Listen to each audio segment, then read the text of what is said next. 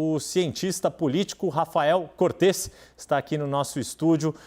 Cortes, boa tarde, Rafael. Boa tarde não, boa noite, desculpa. É sempre um prazer estar contigo e poder trocar algumas impressões da nossa política nacional e dessa estratégia que Bolsonaro vem adotando de continuar nos Estados Unidos e agora fazendo participação na CPAC, que é esse grande evento dos conservadores americanos, do Partido Republicano principalmente, ainda que o Partido Republicano esteja dividido. O governador da Flórida e principal desafiante às pretensões de Donald Trump de retornar à Casa Branca como candidato do Partido Republicano não foi na CPAC. Mas o que a gente pode avaliar num primeiro momento, Rafael, dessa participação de Bolsonaro e dessa conexão que ele procura reforçar neste momento com Donald Trump? Boa noite, mais uma vez, obrigado. Boa noite, Yuri. Boa noite a todo mundo que está acompanhando o Prime Time.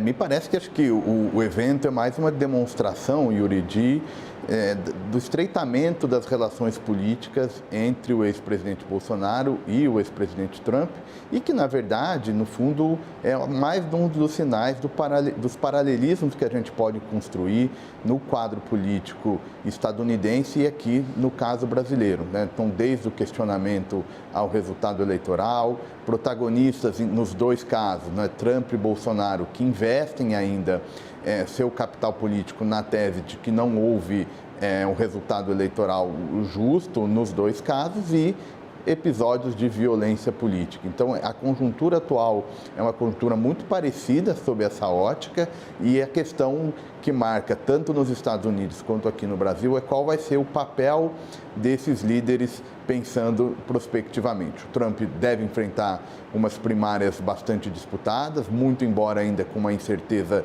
jurídica em relação ao seu destino até a realização das eleições próximas nos Estados Unidos. E aqui a gente fica aguardando qual vai ser o papel do ex-presidente Bolsonaro em mobilizar e organizar a oposição ao governo Lula. Pois é, Bolsonaro nesse discurso, Rafael, que durou mais ou menos um pouco mais de 20 minutos, ele tinha até 25 minutos para fazer as suas falas, voltou à eleição de 2018, voltou à eleição de 2022, não foi linear, fez caminhos indo e vindo nesses dois períodos eleitorais, o que ele venceu e depois o que ele saiu derrotado, novamente fazendo esse questionamento sem fundamento. Importante lembrar que as eleições aqui do Brasil não houve nenhuma comprovação mínima, nem qualquer suspeita verossímil de fraude, de irregularidade, que o resultado não tenha refletido a vontade do eleitor brasileiro. Mas ele faz uma conexão, ao fazer essa conexão com Trump e com uma parte do eleitorado norte-americano, ele fez menção, inclusive, a esse episódio dos navios do Irã que estão atracados no Rio de Janeiro. E chegou a dizer, olha, se eu fosse ainda o presidente, isso não teria ocorrido. Relembrou que foi o último presidente a reconhecer a vitória de Joe Biden, sem citar Joe Biden, nas eleições de 2020.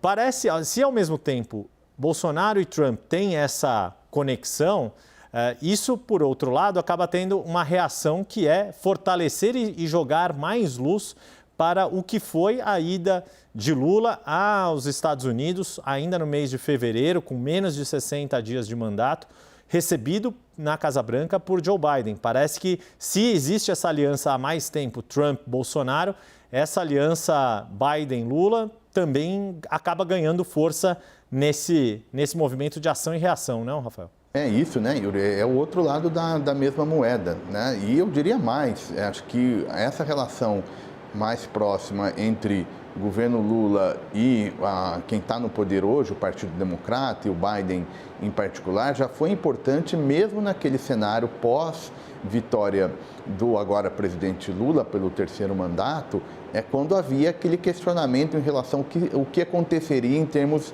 de cumprimento das regras naquele contexto. Então, a comunidade internacional foi super importante, quase todos os principais países, num brevíssimo espaço de tempo, já reconheceu a vitória do presidente Lula em outubro de 22, daí reforçando essa sua leitura de que a gente deve ver essa aproximação mais importante entre Biden e Lula. E aí tem alguns caminhos para que essa relação fique mais próxima, né? A primeira é a questão institucional, naturalmente. A gente, nesse encontro que você mencionou, a fala dos dois presidentes mostraram esses pontos, e também a questão de meio ambiente. Acho que esses são os dois temas que pode trazer uma aproximação maior. Por outro lado, o que vai ser mais desafiador vai ser o posicionamento do Brasil em relação a alguns conflitos no plano internacional, com destaque particular para a questão ucraniana e relacionamento do Brasil com a China, que é um rival importante dos Estados Unidos. Eu acho que é por aí que a gente deve pensar as relações internacionais entre Brasil e Estados Unidos nessa era de Biden e Lula no poder. Rafael Cortez vai participar com a gente desta edição do Prime Time na noite de sábado. Rafael, obrigado por enquanto. A gente vai voltar a se falar.